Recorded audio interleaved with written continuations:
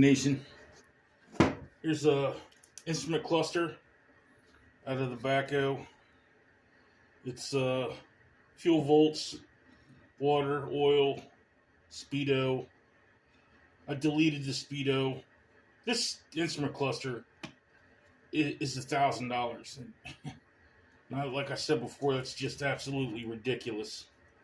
And it's shot. The back circuit board on it is shot. On eBay, you can buy rebuild kits for them, and the rebuild kits are $200.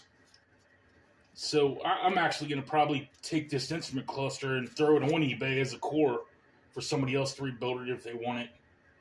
Because I just went old school. I took an old sign, a real estate sign that I had, cut a chunk out of it. All it is aluminum and some kind of board, fiber board or something like that. I don't know what it is. And just, simple. Simple. It's got temp and oil. Those are the two things I really care about.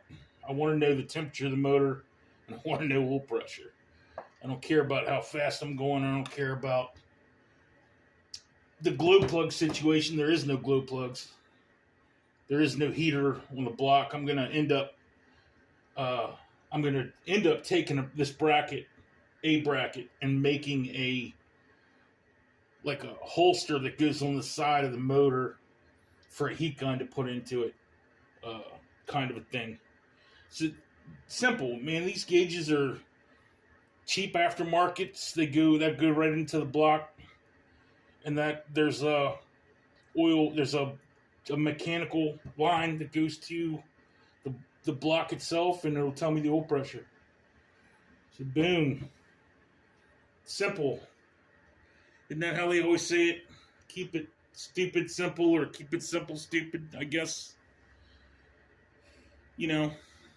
That's that. Later, Tater.